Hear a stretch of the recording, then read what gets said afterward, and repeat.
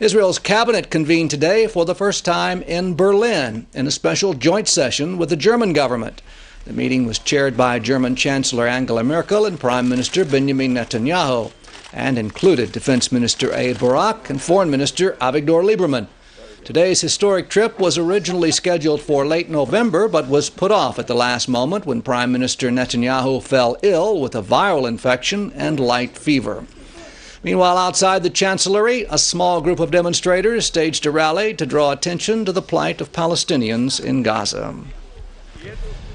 And staying with the joint Israel-German cabinet meeting today in Berlin, earlier this afternoon, IBA's Sarah Levine spoke about the unusual gathering with German reporter Gil Yaron. First of all, it's that it's so not unusual that hardly anyone is reporting about it anymore. Neither in Germany or in Israel, it's not front-page news anymore that Germans and Israelis are meeting, even at that high level. So what I make of this is it's a symbol. It's a symbol of the close relationship and the close cooperation between Germany and Israel, and that is what the leaders are trying to show here in this meeting. Still, what about specific issues such as Shalit mediation? Is that something you think was brought up on the agenda today? Maybe people talk about what's happening with Gilad Shalit and they bring it up as a general issue, but not the specifics. Part of what makes German mediation efforts so effective is that they're very, very compartmentalized. It's not all of the government is privy to the details of what's going on, and people want to keep it that way. So people who talk about what's going on with Shalit are people who are not in the know, and people who are in the know keep their mouths shut. So when we talk about even the circle in Israel is a very, very small circle that is privy to the information that what's going on with Gilad Shalit. People may know about what's going on in general terms, but I don't expect any specifics coming out of this meeting. It's the German Secret Service that is dealing with these negotiations, not the German government at large. And what do you make of Germany's efforts in trying to prevent Iran, along with the international community, from obtaining a nuclear weapon? Is that something that you think was discussed today as well with Israel? I think it's one of the most pivotal or critical issues that Netanyahu is going to raise, vice versa the German government. But the thing is, he's talking to a convinced audience. Angela Merkel, the German Chancellor, is one of the most outspoken critics of the Iranian regime and of the Iranian nuclear policy and the nuclear program. She wants sanctions. She will go along with the United States if sanctions are pushed through, but she has a difficult standing at home. Maybe Netanyahu can help her with that by putting pressure on the German government, because many jobs in Germany are dependent on dealing with Iran.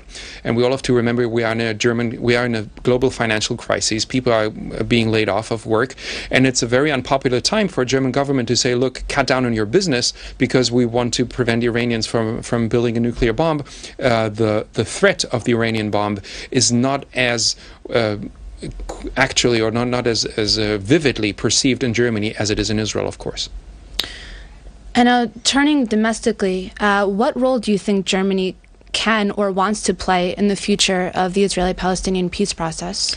I mean, they want to play a supportive role. They never want to be the first violinist or the first voice in the choir. They I think at the moment very content playing the small, no, not the small, but the quiet mediator role, which they're performing very, very effectively. Germany is one of the only states that is left in the world that is able to mediate as effectively between groups like Hamas and Israel, simply because they do have that credibility of being objective, of being kind of neutral, while still being perceived by Palestinians and Israelis as being extremely supportive of their stance. Same happened with Hezbollah and Israel. It were probably only the Germans who could fulfill this task in mediating a prisoner exchange. That is something that the Germans will want to continue to do.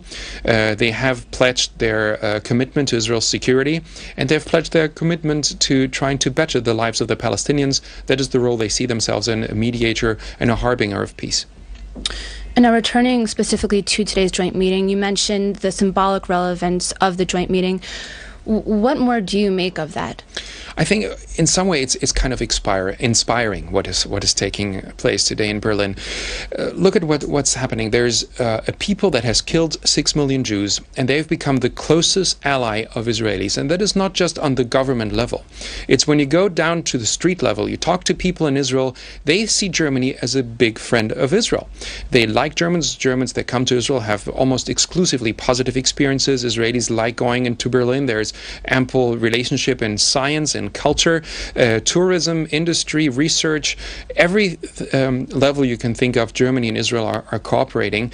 And if Germans and Israelis can do it after the Holocaust or after the Shoah, it may be a sign that it's possible for everyone, but it takes someone who's able to forgive like the Israelis and someone who's able to repent like the Germans for that outcome to take place. Defense Minister Ehud Barak traveled from high-level meetings in Turkey to the joint German-Israeli